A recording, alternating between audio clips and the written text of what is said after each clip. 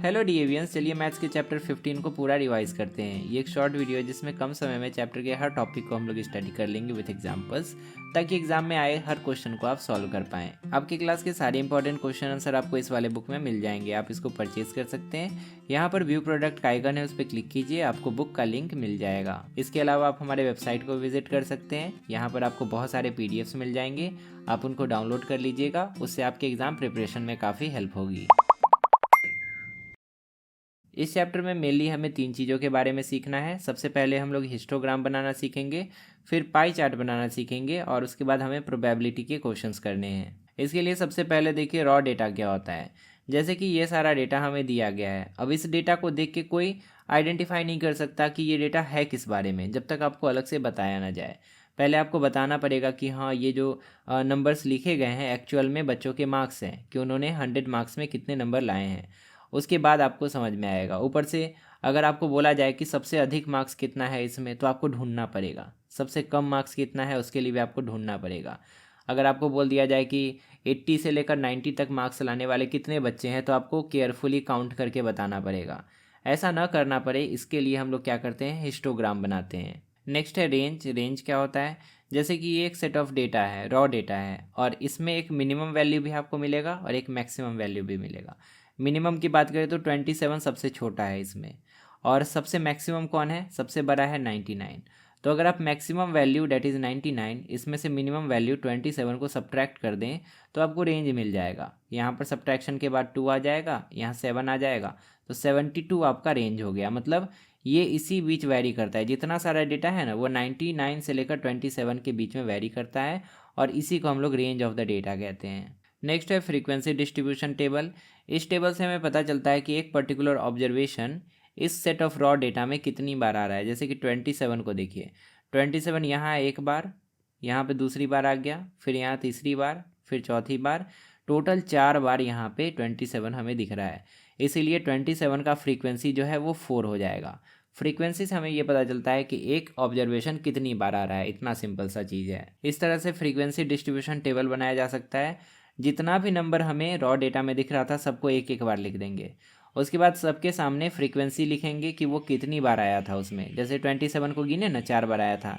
32 एक ही बार आया था तो इसका फ्रीक्वेंसी 1 हो जाएगा। 34 2 बार आया था तो उसका फ्रीक्वेंसी 2 होगा। इसी तरह से सबका फ्रीक्वेंसी लिख देंगे। और फ्रीक्वेंसी का जो सम होता है ना, जितना भी फ्रीक्वेंसी यहाँ पे लिखे उसका sum total number of observation के बराबर होना चाहिए। वहाँ पे 20 ऑब्जर्वेशंस थे, इसमें टोटल 20 है। 1 2 3 4 5 6 7 8 9 10 और 10 दूना 20, तो टोटल 20 ऑब्जर्वेशन है। इसीलिए फ्रीक्वेंसी का जो सम होगा वो हमेशा 20 ही आएगा। 20 से ज़्यादा या कम आ रहा है मतलब गलत है कहीं ना कहीं। नेक्स्ट है use of tally marks. Tally marks का यूज़ हम लोग तब करते हैं जब रॉ डेटा में बहुत सारे ऑब्जर्वेशंस हमें दे दिए जाएं। जैसे कि यहाँ पर देखिए बहुत सारे ऑब्जर्वेशंस हैं। अगर हम लोग पहले 11 को काउंट करेंगे पूरे में, फिर 1 को काउंट करेंगे पूरे में, फिर 25 को काउंट करेंगे, तो बहुत ज़्यादा टाइम लग जाएगा ना। इसके लिए हम लोग टैली मार्किंग का यूज़ करते हैं। सबसे पहले टेबल बनाएंगे, उसमें जितना सारा नंबर हमें दिख रहा है, 11 दिख रहा है 11 लिख देंगे, फिर 1 दिख रहा है 1 लिख देंगे, 5 दिख रहा है 5 लिख देंगे, 8 दिख रहा है 8 लिख देंगे। सारे नंबर्स को लिख देंगे पहले। उसके बाद हम लोग टैली मार्किंग करना शुरू करेंगे। 11 के सामने पहले 11 मिला तो उसके सामने 1 कर देंगे, ऐसे 11 के सामने 1। उसके बाद जब अगली बार फिर मिलेगा तो फिर 1, फिर अगली बार फिर मिलेगा फिर 1। तो इस तरह से 3 बार मिल गया तो 3 हो गया। फिर 4 के लिए ऐसे करेंगे, 5 के लिए फिर ऐसे कट कर देंगे उसको, तो ये 5 को रिप्रेजेंट करता है। तो इसी तरह से हम लोग एक ही बार में सबका काउंटिंग निकाल सकते हैं कि कौन कितनी बार आया। 5 जो है 3 बार आया तो 1 2 3। उसी तरह से यहाँ पे देखिए सबसे लास्ट में 3 जो है वो कितनी बार आया, 5 बार। तो 5 कैसे करेंगे, 1 2 3 4 5 ऐसे कट करते हैं। हम ऐसे उल्टा कर दिए थे ना, ऐसे नहीं करते हैं। 1 2 3 4 5 6 7 8 9 10 11 12 13 14 15, इस तरह से हम लोग लिखते हैं इसको। और जब ये टैली मार्किंग हो जाएगा तो आप आराम से देख देख के फ्रीक्वेंसी भर दीजिएगा। नेक्स्ट है ग्रुपिंग ऑफ डेटा। जैसे अभी हम लोग टेबल बनाए ना, फ्रीक्वेंसी डिस्ट्रीब्यूशन टेबल, इसमें इतना सारा डेटा आ गया। अब ये कभी कभी इनकन्वीनियंट हो जाता है इतना बड़ा सेट ऑफ डेटा को अलग अलग रिप्रेजेंट करना। तो हम लोग क्या करते हैं ना कि हम लोग डेटा का ग्रुपिंग कर देते हैं। जैसे कि ये सबको जैसे हम लोग अलग अलग लिखे हैं, तो इन सब के लिए हम लोग क्या लिख सकते हैं कि 1 से लेकर 10 तक कितने सारे डेटा है यहाँ पे अवेलेबल है। फिर इन सब के लिए हम लोग लिख देंगे 19 तक के लिए लिख देंगे कि 10 से लेकर 20 तक का कितना डेटा है। तो ये दूसरा बन जाएगा इसके लिए रो। और उसके बाद बाकी के लिए लिख देंगे कि 20 से लेकर 30 तक का कितना डेटा हमारे पास है। तो 3 ही बार में ये जो पूरा है ना वो सब समेटा जाएगा। इतना ज़्यादा स्पेस जो ये ले रहा था उतना ज़्यादा स्पेस नहीं लेगा। तो उसी तरह से यहाँ देखिए डेटा का ग्रुपिंग किया है। हम 10-10 का कर दिए थे, लेकिन यहाँ पे 5-5 का ही किया है। 0 से 5 को एक साथ लिखेंगे, उसका फ्रीक्वेंसी एक साथ। 5 से 10 को एक साथ लिखेंगे, 10 से 15 को एक साथ लिखेंगे। अब यहाँ पर देखिए सबसे बड़ा कन्फ्यूजन ये आता है कि अगर 5 आ गया, मान के चलिए जितना ऑब्जर्वेशन था ना उसमें कहीं ना कहीं हमें 5 दिख गया। अब 5 को इस वाले ग्रुप में डालेंगे कि इस वाले ग्रुप में डालेंगे, क्योंकि 0 से 5 है तो यहाँ भी तो 5 आ रहा है। अब 5 से 10 है तो यहाँ भी 5 आ रहा है। तो इस 5 को किस ग्रुप में डालेंगे, इस बात को ध्यान से समझिएगा। यहाँ पे लिखा हुआ है कि 0 to 5 का मतलब होता है इसमें 0 इंक्लूड होगा और 5 एक्सक्लूड होगा। इसका क्या मतलब हुआ कि अगर हमें इस वाले ग्रुप में किसी नंबर को डालना है तो हम लोग 0 से 4 तक के नंबर को ही इसमें डाल सकते हैं। 5 इसमें नहीं आएगा, 5 जाएगा अगले ग्रुप में। समझ में आ रहा है? इसमें कौन कौन सा नंबर आ सकता है? इसमें 0 आ सकता है, 1 आ सकता है, 2 आ सकता है, 3 आ सकता है, 4 आ सकता है। फिर अगले वाले में क्या आएगा? 5 आएगा, 6 आएगा, 7 आएगा, 8 आएगा, 9 आएगा, 10 नहीं आएगा इसमें। अगले वाले में कौन आएगा? 10 आ सकता है इसमें, 11 आ सकता है, 12 आ सकता है, 13 आ सकता है, 14 आ सकता है, लेकिन 15 नहीं आ सकता। ये जो अपर लिमिट है ना, अपर लिमिट वाला उस ग्रुप में नहीं जा सकता है। सिंपली आप ऐसे करके याद रखिएगा। क्या इस ग्रुप में 20 आ सकता है? तो नहीं, क्योंकि 20 अपर लिमिट है। इस ग्रुप में 19 तक ही आ सकता है। क्या इस ग्रुप में 25 आ सकता है? तो नहीं आ सकता। 25 इस ग्रुप में आएगा। लोअर लिमिट में जहाँ पे 25 है ना, 25 वहीं आ सकता है। तो इस बात को याद रखिएगा। अब आप कमेंट में बताइए कि अगर हम लिख देते हैं 30, तो 30 किस ग्रुप में जाएगा? 30 25 से 30 वाले में जाएगा कि 30 से 35 वाले में जाएगा? ये आपको कमेंट में बताना है। अब इस वाले ग्रुप फ्रीक्वेंसी डिस्ट्रीब्यूशन टेबल से बहुत सारे टर्म्स रिलेटेड है जिसके बारे में हमें जानना होता है। जैसे कि देखिए यहाँ पे आपसे पूछा जा सकता है कि लोअर लिमिट क्या है, तो लोअर लिमिट इसको कहेंगे। जिस भी ग्रुप का लोअर लिमिट पूछेगा उसका लोअर लिमिट हम बता देंगे। 30 हो गया लोअर लिमिट, 35 हो गया अपर लिमिट। उसके बाद हमसे साइज़ या विड्थ पूछा जा सकता है किसी भी क्लास इंटरवल का। ये सब क्लास इंटरवल कहलाता है। तो अगर आपसे इस क्लास इंटरवल का साइज पूछ दे या विड्थ पूछ दे तो आप सिंपली क्या करेंगे, अपर लिमिट में से लोअर लिमिट को सब्ट्रैक्ट कर देंगे। यहाँ पे इसका साइज क्या आ जाएगा? 5 आ जाएगा इसका साइज, सिंपल। उसके बाद क्लास मार्क क्या होता है? क्लास मार्क निकालने के लिए अपर लिमिट और लोअर लिमिट को ऐड करना है और 2 से डिवाइड कर देना है। क्लास मार्क सिंपली ना इन दोनों के बीच का एक नंबर होता है, इन दोनों का एवरेज होता है। जैसे कि 15 to 20 जो क्लास इंटरवल है उसका क्लास मार्क अगर निकालने बोला जाए तो 15 और 20 को जोड़ेंगे और 2 से डिवाइड कर देंगे। ये सब क्वेश्चन आता है, इसीलिए ध्यान से सुनिएगा, एक एक वर्ड को ध्यान से सुनिएगा और क्या करना है आपको याद रखना है। अब इस एग्जाम्पल को देखिए, इसमें एक फ्रीक्वेंसी डिस्ट्रीब्यूशन टेबल हमें दिया है और उससे रिलेटेड क्वेश्चन हमसे पूछे गए हैं। पहला क्या है, हर क्वेश्चन को ध्यान से समझिए। What is the size of class interval? Size क्या है? तो 80 - 60 कर दीजिए या 100 - 80 कर दीजिए, 120 - 100 कर दीजिए, तो आपको क्लास साइज 20 ही मिलेगा। कहीं से भी आप क्लास साइज निकाल सकते हैं। तो क्लास साइज जो हो गया यहाँ पे वो 20 हो गया। दूसरा क्वेश्चन क्या है, what is the lower class limit of fourth class? Fourth class का लोअर क्लास लिमिट क्या है? तो 1 2 3 4। फोर्थ का लोअर क्लास लिमिट है 120। सिंपल आंसर, यहाँ पे 120 हो जाएगा इसका आंसर। नेक्स्ट है, what is the upper class limit of sixth class? First, second, third, fourth, fifth, sixth. Sixth का अपर क्या है? तो 180 है सिक्स्थ का अपर। इतना आसान आसान पूछ दिया एग्जाम में तो टॉपे मार देंगे आप लोग। नेक्स्ट है, which class has the lowest frequency? किस क्लास में सबसे कम फ्रीक्वेंसी है? तो देखिए इधर फ्रीक्वेंसी का डेटा दिया है। सबसे कम फ्रीक्वेंसी 1 है और 1 किसके लिए है? 140 to 160 के लिए है। तो इसका आंसर हो जाएगा 140 to 160, इसके लिए सबसे लोएस्ट फ्रीक्वेंसी है।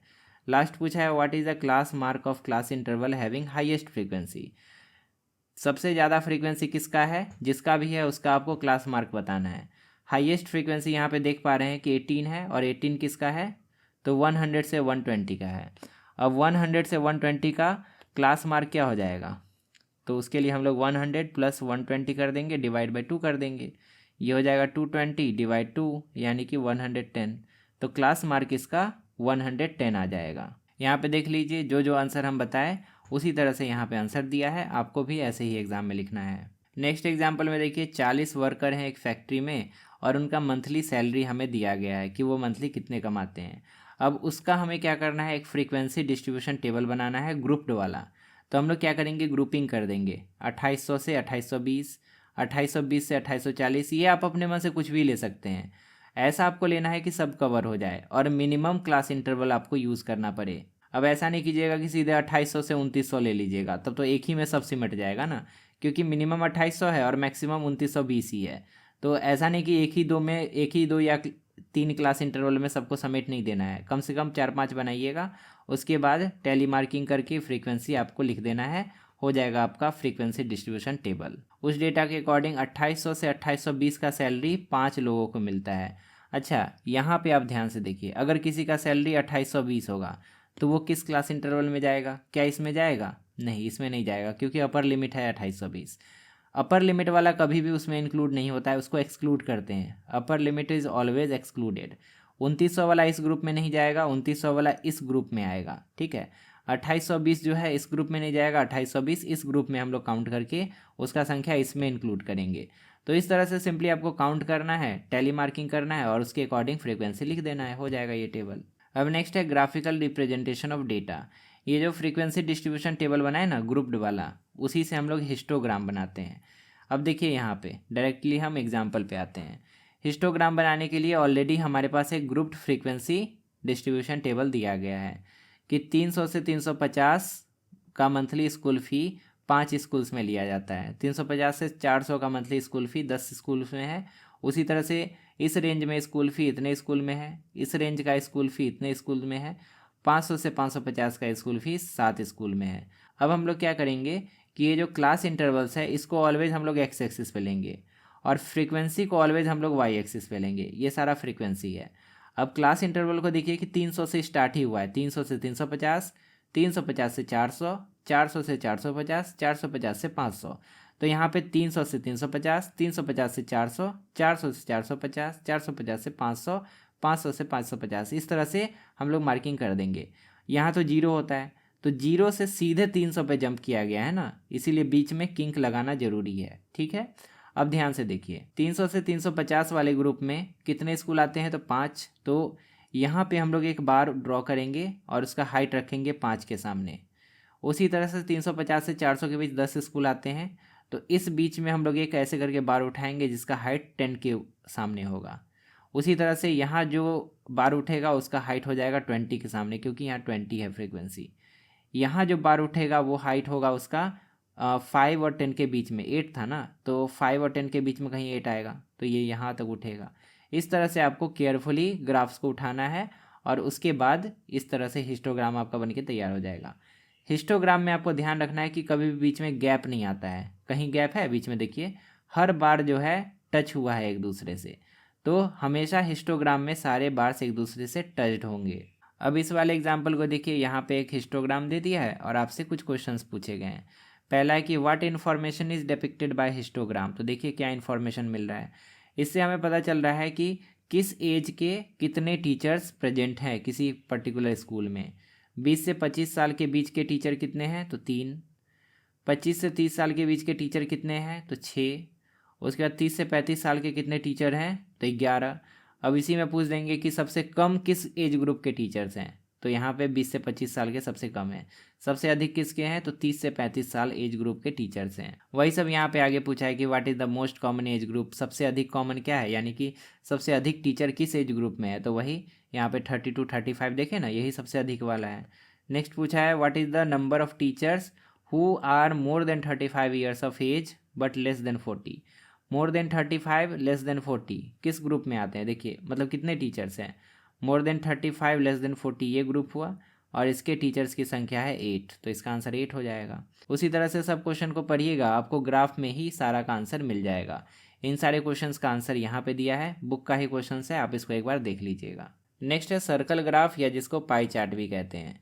सबसे आसान अगर मैथ में कुछ है ना तो वो पाई चार्ट है। इसमें बस आपको 2 चीज़ याद रखना है कि अगर यहाँ पे डेटा, हर सेक्टर का डेटा अगर परसेंटेज में दिया है तो सबका सम जो है 100% होना चाहिए।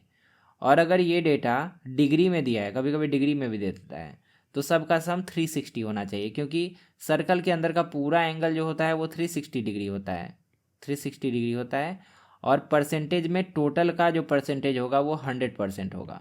चाहे डिग्री में डेटा दिया हो या परसेंटेज में दिया हो, सबसे पहले हम उसको फ्रैक्शन में कन्वर्ट कर लेंगे। फ्रैक्शन में जैसे बदला, आराम से हम लोग रिलेटेड क्वेश्चंस को सॉल्व कर पाएंगे। जैसे कि 30% का फ्रैक्शन क्या हो जाएगा, 30% का मतलब हुआ 30%, यानी कि 30/100, इसका फ्रैक्शन हो जाएगा 3/10। उसी तरह से 5% का फ्रैक्शन क्या होगा, 5%, यानी कि 5 से 20 टाइम में कट गया, 1/20 हो जाएगा इसका फ्रैक्शन। तो उसी तरह से देखिए, हर सब्जेक्ट का जो परसेंटेज दिया था उससे रिलेटेड फ्रैक्शंस यहाँ पे निकाल के बताए गए हैं। और हाँ, अगर फ्रैक्शंस को आप ऐड कीजिएगा ना, सारे फ्रैक्शंस को आप ऐड कीजिएगा तो आपको हमेशा 1 ही मिलेगा। फ्रैक्शंस का सम 1 रहेगा पाई चार्ट में, परसेंटेज का सम 100% रहेगा, और अगर डिग्री में दिया है तो उसका सम 360 डिग्री रहेगा। ये तीनों चीज़ आपको याद रखना है। वर्कशीट 2 में पूरा वही है कि हमें फ्रैक्शन ही निकालना है सबका। जैसे कि इसको देखिए, यहाँ पे क्या है कि ये जो पाई चार्ट दिया है इसमें परसेंटेज में दिया है, तो इसका फ्रैक्शन हो जाएगा 60/100, है कि नहीं, यानी कि 0 0 कट जाएगा और 3/5 इसका फ्रैक्शन हो जाएगा। इस वाले में देखिए क्या है, यहाँ पे पहले हमें टोटल निकालना पड़ेगा, है ना। यहाँ पे 8 8 3 11 11 4 15 16 17 18 18 6 8 6 14 24, तो टोटल 24 हो गया। टोटल हमें मिल गया, तो अब हम फ्रैक्शन निकाल सकते हैं। यह 8/24, तो इसका फ्रैक्शन हो जाएगा 8/24। यह है 3/24, यानी कि 3/24, कटा दीजिएगा आप, कैंसिल आउट कर दीजिएगा। ये हो जाएगा 4/24, 5 क्यों लिख रहे हैं, ये हो जाएगा 3/24, और ये हो जाएगा 6/24। तो इस तरह से फ्रैक्शंस आपको निकालने आना चाहिए, तभी आप पाई चार्ट से रिलेटेड क्वेश्चंस कर सकते हैं। नेक्स्ट है ड्राइंग अ पाई चार्ट। पाई चार्ट बनाने के लिए भी आपको बोला जा सकता है। जैसे कि ये डेटा हमें दिया गया है कि एप्पल 25% है, मैंगो 50% है, और बनाना 25% है। तो इसके लिए सबसे पहले हम लोग इसको डिग्री में कन्वर्ट करेंगे। परसेंट को क्या चीज़ में कन्वर्ट करेंगे, डिग्री में, एंगल में। तो ध्यान से देखिए, 25% था, फ्रैक्शन इसको बना लिए 1/4। अब 1/4 को एंगल बनाने के लिए 360 से मल्टीप्लाई कर देंगे, पता चल जाएगा 90 डिग्री ये जगह लेगा। मैंगो था 50%, फ्रैक्शन बनाया तो 1/2 हुआ। अब 1/2 कर देंगे 360 डिग्री का, 360 डिग्री का 1/2 स्पेस वो ले लेगा, यानी कि 180 डिग्री ले लेगा मैंगो। उसके बाद बनाना है 25%, तो ये भी 90 डिग्री ही लेगा। तो जब सबको हम लोग प्लॉट कर देंगे तो यहाँ पे कुछ ऐसा पाई चार्ट बनकर तैयार होगा। इस वाले पाई चार्ट को देखिए, यहाँ पे 50% मैंगो ले रहा था, तो इस पूरे पाई चार्ट का भी देखिए आधा हिस्सा जो है वो मैंगो ही ले रहा है। 25% एप्पल ले रहा था, तो यहाँ पे 90 डिग्री इसके लिए मिला था, तो एप्पल जो है आधा का आधा स्पेस ले रहा है 25%। बनाना भी सेम 25% स्पेस ही ले रहा है। तो इसी तरह से हम लोग क्या करेंगे, आराम से पाई चार्ट को ड्रॉ कर लेंगे। नेक्स्ट है प्रोबेबिलिटी। इससे मिनिमम एक क्वेश्चन आपके एग्जाम में देखने को मिल सकता है। बस आपको ये फॉर्मूला याद रखना है कि किसी भी इवेंट का प्रोबेबिलिटी निकालने के लिए number of outcomes that make the event, वो इवेंट कितने आउटकम्स होने के बाद हमें देखने को मिलेगा उसका नंबर ऊपर रखेंगे, और total number of possible outcomes in the experiment को नीचे रखेंगे। अब इस बात को एक एग्जांपल से समझ लीजिए, वहाँ पे आपको इस एग्जांपल के थ्रू आपको बेहतर समझ में आएगा। जैसे कि एक फ्लावर पॉट है जिसमें कि 4 रेड फ्लावर्स हैं और 6 येलो फ्लावर्स हैं। You are asked to close your eyes and pick a flower. आपको आंखें बंद कर लेनी है और एक फ्लावर को ऐसे ही उठाना है उसमें से बिना देखे। What is the probability of picking red flower. Red flower उठाने का प्रोबेबिलिटी क्या है। अब देखिए, टोटल 10 फ्लावर हैं, तो आप 10 में से ही किसी को तो उठाएंगे ना, तो टोटल आउटकम्स आपके 10 हो गए। और रेड फ्लावर आने का आउटकम कितना है, तो रेड फ्लावर 4 है। 4 ही ऐसा चांस है ना जिसमें कि आपको रेड फ्लावर मिल सकता है, बाकी का 6 चांस तो ऐसा है कि जिसमें कि येलो फ्लावर ही आएगा। तो number of outcomes getting red flower हो गया 4। अब हमें probability of getting red flower निकालना था, तो रेड फ्लावर आने का चांस 4 है और टोटल फ्लावर आने का चांस 10 है।